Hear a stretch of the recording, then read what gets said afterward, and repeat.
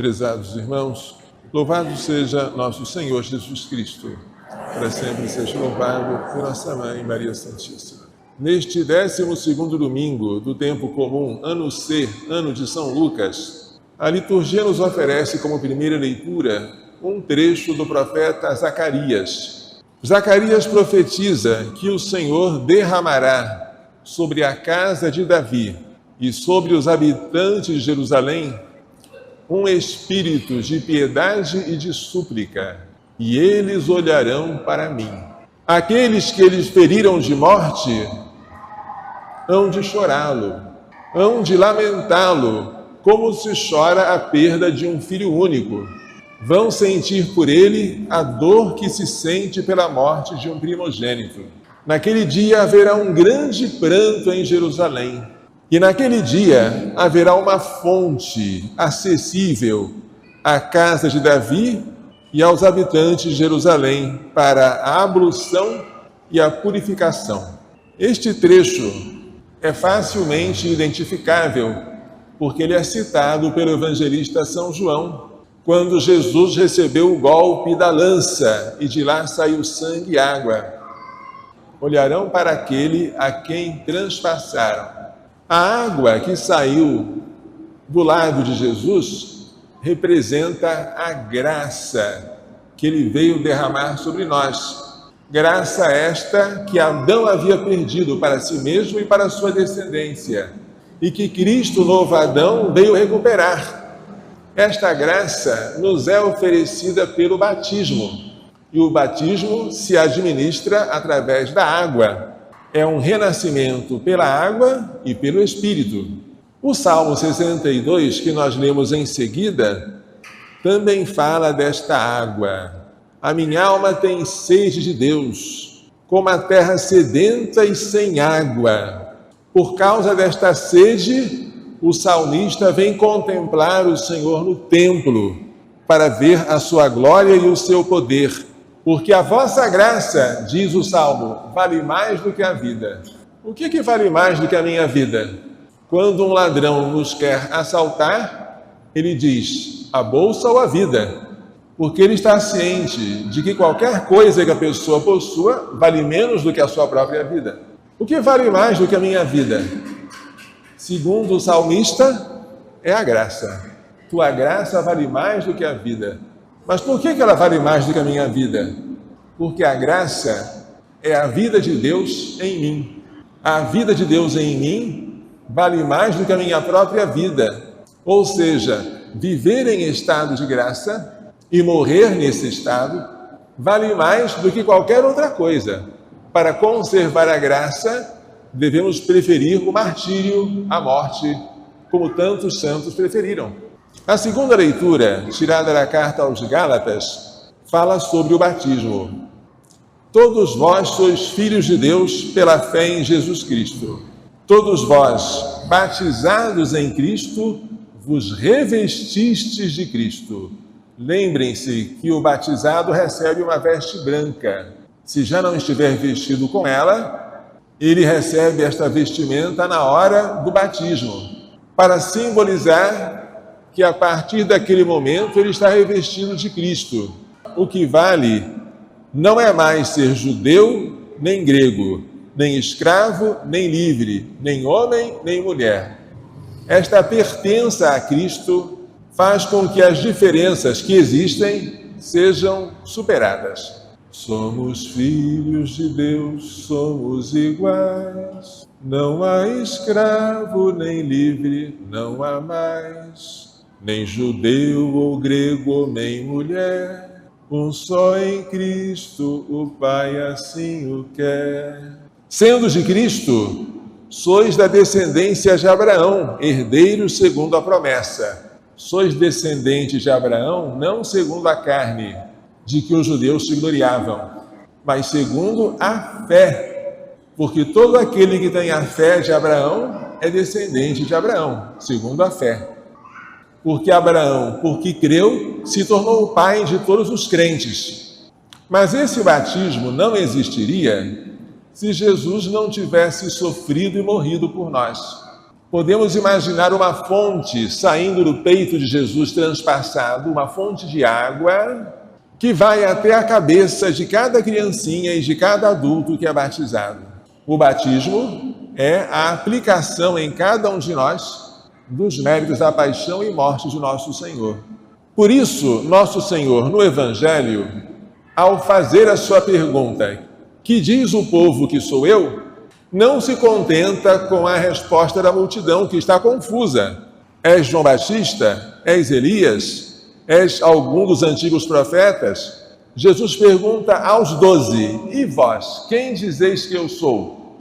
E Pedro, o primeiro da classe, levanta a voz e diz, tu és o Cristo de Deus. Cristo em grego, em hebraico, Messias. Tu és o Messias de Deus, o ungido. Ótimo, a resposta é boa, mas incompleta. Esse Messias não é um líder político que veio restaurar a realeza de Israel como no tempo de Davi e Salomão. Ele não vai dominar pela força das armas e dos exércitos, mas ele vai atrair todos a si pela mansidão da cruz. Quando eu for levantado da terra, atrairei todos a mim. E isso era preciso que Pedro e os 12 em geral aprendessem. O Filho do Homem deve sofrer muito, deve ser rejeitado pelos anciãos, pelos sumos sacerdotes, pelos doutores da lei, deve ser morto e ressuscitar ao terceiro dia. Há uma necessidade de Jesus passar pelo sofrimento e pela morte. Ele veio para este fim. E mais ainda, aqueles que querem segui-lo, e em primeiro lugar estão os 12, devem fazer o mesmo que ele vai fazer. Se alguém me quer seguir, renuncie a si mesmo. Tome a sua cruz de cada dia e siga-me. Porque quem quiser salvar a sua vida vai perdê-la. E quem perder a sua vida por causa de mim, esse a salvará. Não estaria errado dizer que Jesus veio ao mundo para sofrer e morrer por nós. Aos gregos em Jerusalém, Jesus ora ao Pai, dizendo, Pai, é chegada a hora. E o que direi? Salva-me desta hora? Mas foi precisamente para esta hora que eu vim. Pai, glorifica o teu nome. E uma voz veio do céu, já o glorifiquei e eis de glorificá-lo. Pensavam que era um trovão, mas era a voz do Pai. Jesus veio para esta hora. Toda a vida dele está centrada neste momento de imolação sobre o Calvário.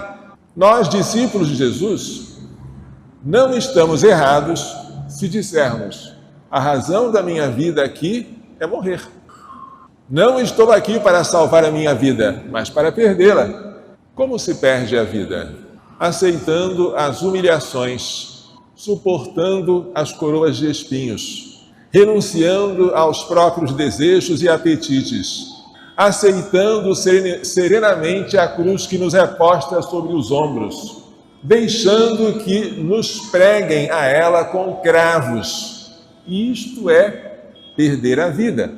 E esta mensagem do Evangelho não é entendida por muitos, porque ainda muitos de nós, na ocasião de um aniversário, não é capaz de desejar para o aniversariante outra coisa a não ser muitas felicidades, muitos anos de vida e a morte. Desejar muitos anos de vida até os pagãos desejam uns aos outros, mas nós cristãos devemos desejar uns para os outros que a nossa vida seja continuamente doada, ofertada, imolada, sacrificada, porque esta é a razão de ser da vida. O que vocês diriam de uma vela que se recusasse a ser queimada para conservar-se inteira? Esta vela não serve para nada. Ela não produz luz nem calor por causa do seu egoísmo. Eu quero me manter como eu estou. Mas se a vela renuncia a si mesma, deixa-se queimar e ilumina o ambiente, ela vai se consumindo. Enquanto ela se consome, os que estão ao redor beneficiam-se dela. É assim que nós devemos fazer. Devemos deixar a morte agir em nós para que a vida opere naqueles que estão ao nosso lado. Em outras palavras, Temos que dar a vida uns pelos outros. Por que existe o divórcio? Porque há casais que se casam pensando unicamente em ser felizes, em lucrar, desfrutar. E quando eles percebem que o matrimônio não é um conto de fadas, nem um mar de rosas, quando entendem que o cônjuge com que se casaram tem defeitos, alguns que eles já conheciam, outros que foram acrescentados, eles dizem: eu não devia ter me casado, eu não estou vivendo, eu estou morrendo, mas eu quero viver. Ora, para viver, eu preciso me separar dele ou dela e me casar com outro ou outra. Afinal, eu quero uma chance de ser feliz, eu quero viver. A cultura divorcista se baseia toda no desejo de viver, de viver, de viver. Enquanto Cristo, esposo de sua igreja, morreu por ela, deu a sua vida por ela, entregou-se até a morte por ela. Aquilo que o mundo nos oferece é o oposto, é o inverso daquilo que Jesus nos convida a abraçar. Em vez de oferecer-nos o gozo, ele nos oferece a cruz. Em vez de oferecer-nos a fruição da vida, ele nos pede a renúncia da vida. Mas essa renúncia tem esperança. Quem renuncia à sua vida por causa dele, vai ganhá-la na eternidade. Não é um renunciar à toa, inutilmente. É um renunciar que é cheio de fecundidade. Vocês, quando foram crianças, talvez tenham tido uma professora que os ensinou a fazer uma experiência com um caroço de feijão. Coloca-se um caroço de feijão dentro de um algodão umedecido com água. O feijão incha e começa a se dividir em duas bandas. E a professora ensina essas duas bandas do feijão, chamam-se cotilédones. Aí a criança repete: cotilédone, professora. Sim, porque o feijão é uma planta dicotiledônea. Que palavra difícil, porque ela tem dois cotilédones, duas partes, duas bandas em que se abre. Mas enquanto essas duas bandas se abrem, um raminho, um caule começa a crescer. E enquanto não há folhas para aspirar o gás carbônico do ar e realizar a fotossíntese, a planta se alimenta daquilo que está na semente. A semente, já com as bandas abertas, começa a murchar até cair.